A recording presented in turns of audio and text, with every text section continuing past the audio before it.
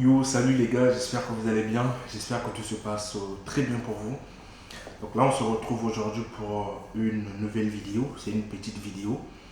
On va une fois de plus parler des réponses des universités, parce que j'ai reçu plusieurs personnes, j'ai reçu plusieurs questions, et je vois qu'il y a plusieurs personnes qui n'ont pas encore reçu, excusez-moi, les réponses des universités. Pour moi, il y a plusieurs cas, et j'ai décidé de faire cette vidéo pour pouvoir rassurer beaucoup de gens qui n'ont pas encore reçu de réponse, pouvoir vous expliquer comment ça se passe.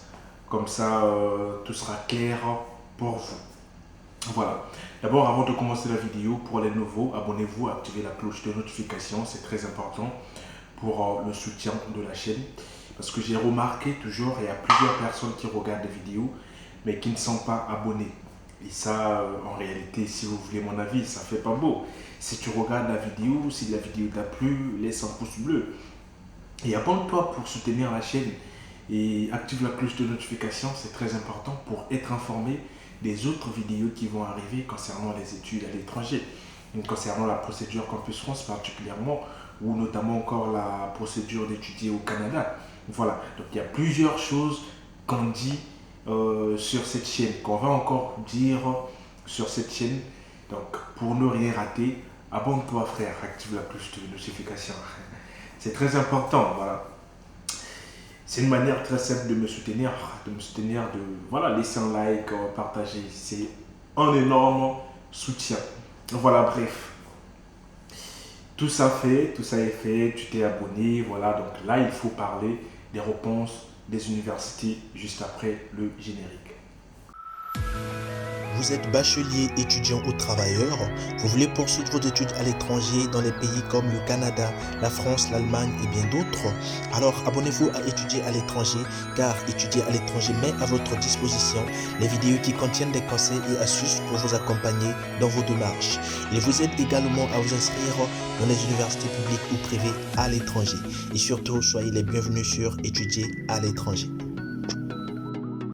Voilà, donc les amis, il y a plusieurs choses que j'ai reçues. La procédure a commencé il y a un moment, on a fait des choix de formation, on a choisi les formations, on a choisi les écoles, on a rédigé les motivations, on a passé les entretiens.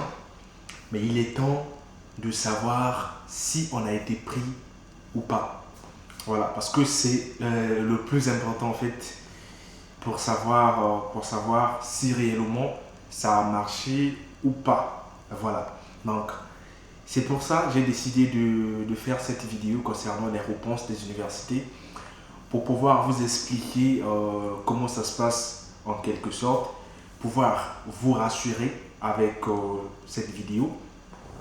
Donc pouvoir vous dire de ne pas perdre espoir, pouvoir à travers quelques histoires que je vais vous expliquer par rapport à mon parcours à moi avant d'arriver en France et par rapport à autre chose. Et vous allez comprendre simplement que le plus important, c'est à venir. Voilà. Donc, j'ai reçu plusieurs questions parce que, comme vous savez, je fais souvent des vidéos, ou ces derniers temps, je fais des vidéos par rapport aux questions que je reçois. Et là, la question qu'on me pose souvent, c'est ouais, Fabien, la date limite des universités ou des réponses des universités, c'est quand? Quand est-ce qu'on va recevoir toutes les réponses? Est-ce que c'est normal que j'ai postulé dans une université qui a déjà répondu pour certaines personnes et pour moi, pas encore? Est-ce que c'est normal? Voilà. Donc, dans cette vidéo, on va parler de tout ça. Déjà, il faut savoir, premièrement, il faut savoir que les réponses des universités, ça dépend de chaque université. Je vais vous expliquer un truc. Et vous savez, il y a des universités qui fixent les dates de traitement de dossier. Donc, et moi, je peux être un responsable de formation peut-être en informatique. Et il y a mon collègue qui peut aussi être un responsable de formation en mathématiques. Lui décide avec son équipe. Voilà, parce que chaque formation a un département. Voilà, donc le département a des gens qui gèrent. Donc moi, je peux décider que, bon, écoute, moi, pour mes dossiers d'informatique, je traite les dossiers le 25. Et le département de mathématiques peut dire, ouais, pour nous, on traite les dossiers le 5 du mois prochain. Voilà, donc ça dépend de comment ils organisent les choses. Ça, c'est ce que vous devez savoir. Donc, si vous avez postulé avec ou dans une université, dans une même université avec votre collègue et que votre collègue a déjà reçu une réponse et vous non, tranquille, ça va arriver. C'est même bon signe pour vous parce que vous savez, si on l'a répondu, c'est que vous allez aussi recevoir votre réponse. Mais il reste à savoir si c'est un refus ou une acceptation. Et pour ça, personne ne peut vous garantir. Moi, je ne vous dirais pas que ouais, ça vous garantit beaucoup plus de chances ou encore ça vous garantit que vous n'avez pas de chance. Non, c'est simplement l'organisation de chaque université. Donc, les universités, il y a des universités qui traitent les dossiers, qui fixent les dates pour traiter les dossiers. Donc, quand on fixe une date pour traiter les dossiers, bah, écoute, pour d'autres universités, on doit traiter toutes les demandes d'admission avant le 30 du mois prochain. Donc, eux, quand ils disent ça, avant le 30, ils vont traiter. Et il y a d'autres universités, ils vont dire que, ouais, bon, nous, on traite au fur et à mesure que les dossiers arrivent. Donc, quand vous postulez, on traite votre dossier, on vous répond. Les autres qui vont postuler en retard, on traite leur dossier, on répond au fur et à mesure. C'est pour ça que vous allez voir dans certains motifs de refus, vous allez voir le motif capacité d'accueil atteinte ou encore le motif niveau bas comparé aux autres candidats. Quand on vous dit ça, c'est simplement, ils ont eu à traiter des autres dossiers et par rapport au dossier qu'ils ont traité, ils jugent bon que votre dossier est beaucoup moins intéressant que les autres dossiers qu'ils ont traités. C'est pour ça qu'ils vous donnent des refus. Voilà. Donc, simplement pour vous dire que la réponse, en fait, les dates limites pour les réponses, on vous donne les dates limites pour les réponses. Mais dans la plupart des cas, les universités dépassent même les dates limites qu'ils vous donnent.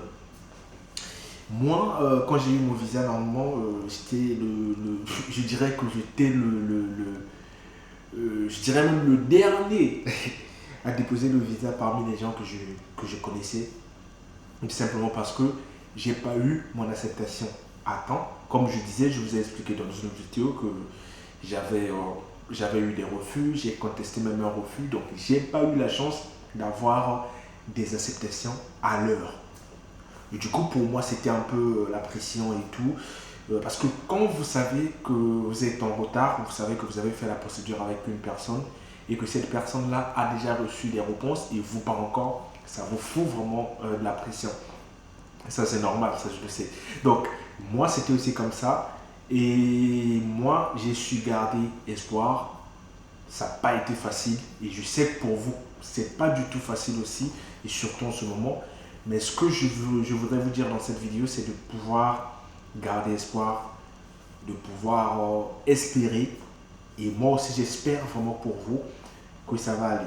Donc, la réponse à la question la plus posée en ce moment, c'est de savoir, peu importe le moment où vous recevez votre acceptation ou votre refus ou votre réponse en général, ce qui importe, c'est d'être accepté.